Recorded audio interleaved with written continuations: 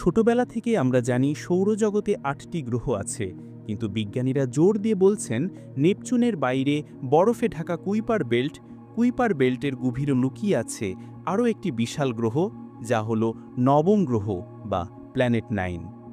নবম গ্রহ এখনও পর্যন্ত সরাসরি দেখা যায়নি, তাই এর অস্তিত্ব পুরোপুরি তত্ত্বের ওপর নির্ভর করে। কিন্তু বিজ্ঞানীরা কেন বিশ্বাস করেন যে এই গ্রহটি সত্যিই আছে? এর উত্তর লুকিয়ে আছে কুইপার বেল্টের অস্বাভাবিক গতিতে।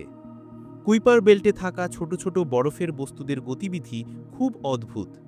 বিজ্ঞানীরা দেখেছেন যে দূরবর্তী এই বস্তুগুলির কক্ষপথগুলি একটি নির্দিষ্ট দিকে একসঙ্গে ক্লাস্টার বা ভিড় করে আছে, যেন একটি বিশাল অদৃশ্য শক্তি তাদের মহাকর্ষীয়ভাবে আকর্ষণ করছে। গণনা করে দেখা গেছে এই অদ্ভুত আচরণ ব্যাখ্যা করতে হলে সেখানে একটি গ্রহের প্রয়োজন, যার ভর পৃথিবীর ভরের প্রায় ৫ থেকে ১০ গুণ বেশি।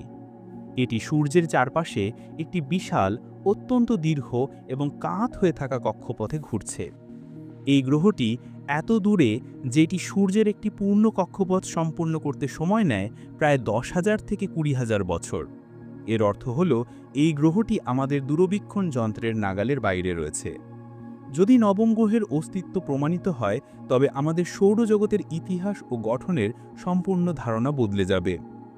নবম গ্রহ কি কেবলই জল্পনা, নাকি একটি নিশ্চিত আবিষ্কারের অপেক্ষায়?